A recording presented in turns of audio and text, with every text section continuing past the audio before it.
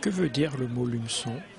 Le terme lumeçon renvoie au terme limaçon. Donc dans l'arène, les personnages du lumeçon tournent en rond, on tourne en limaçon.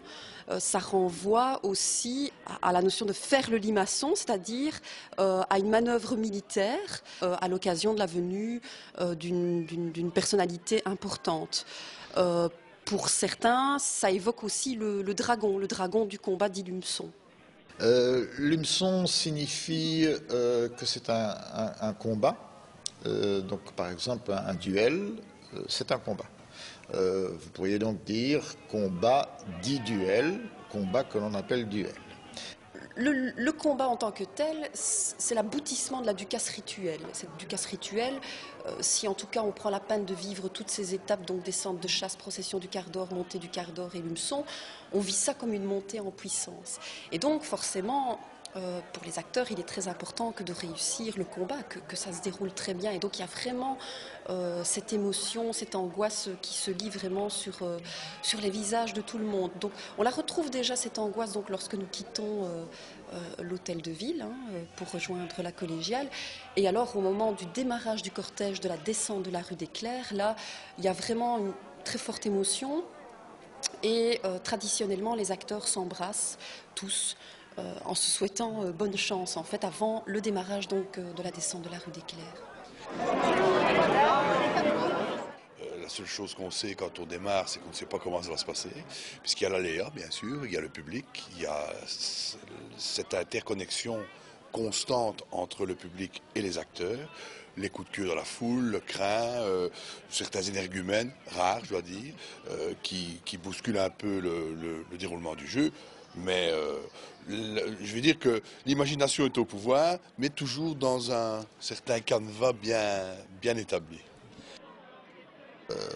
On remarquera que dans un élément absolument fondamental qui est la descente de la rue des Clercs, qui est quelque chose d'hyper important si on veut comprendre le cas de Mons, et qui est une des explications de comment ça se fait que ce jeu a pu traverser autant de siècles et rester encore aujourd'hui, même s'il a été transformé, mais il y avait une structure géographique.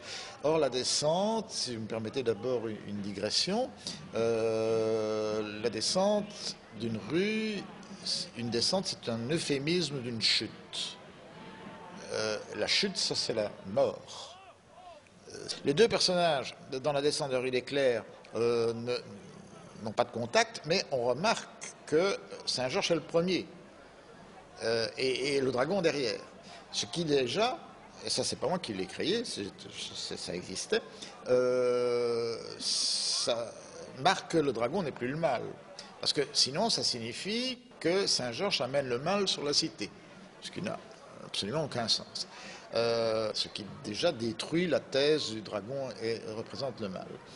Deux rangs de policiers, mais comment dire, en tenue d'ailleurs particulière, parce que c'est une tenue ancienne qui n'est même plus juridiquement correcte, puisqu'ils ont gardé la tenue que les amateurs de bande dessinée peuvent retrouver dans les aventures de Guy et Flup, avec le policier belge qui avait son casque blanc, etc., qu'ils ont toujours gardé.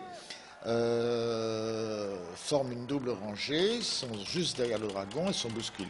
C'est évident que si le public qui est derrière, qui est quand même assez important, voulait percer, ils percent, ça c'est clair.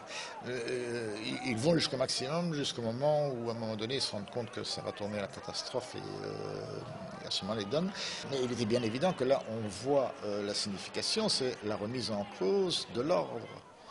C'est le jeu de l'ordre et du désordre.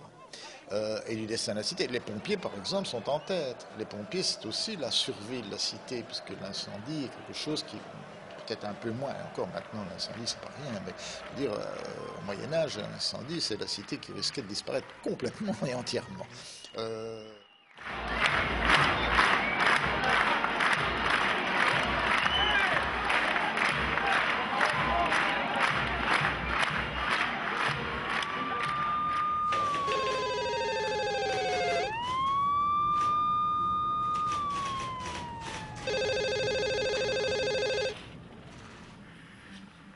Le costume que vous avez lors du doudou, c'est un costume d'apparat, il ne sort qu'à la Ducasse? Tout à fait, c'est un ancien costume qui est refait évidemment à neuf, mais qui n'est utilisé que pour la Ducasse. Chacun range son costume soit chez lui, soit ici. Par contre, les casques, les fusils et les munitions sont rangés. Alors en fait, je suis officier coordinateur pompier et donc je coordonne les déplacements pompiers d'une manière générale pendant la Ducasse. C'est sûr que le plus gros du travail est demandé avant la Ducasse, où il faut coordonner la partie folklore avec la partie opérationnelle. Et bon, c'est pas toujours évident de garder l'opérationnel qui reste quand même notre priorité, et tout en donnant de l'importance au folklore. Enfin, on arrive à trouver un bon compromis. Bon, c'est sûr que tout le monde se serre les coudes et tout le monde essaye de s'entraider, des plus jeunes aux moins jeunes, pour que tout se passe bien.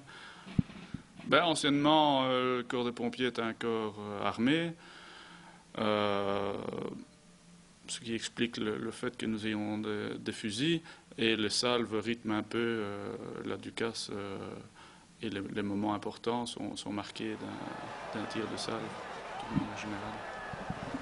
Ben oui, c'est vrai que nous représentons un petit peu la survie de la cité quand nous arrivons dans l'arène après le combat, et par l'image tout simplement que nous donnons à la population.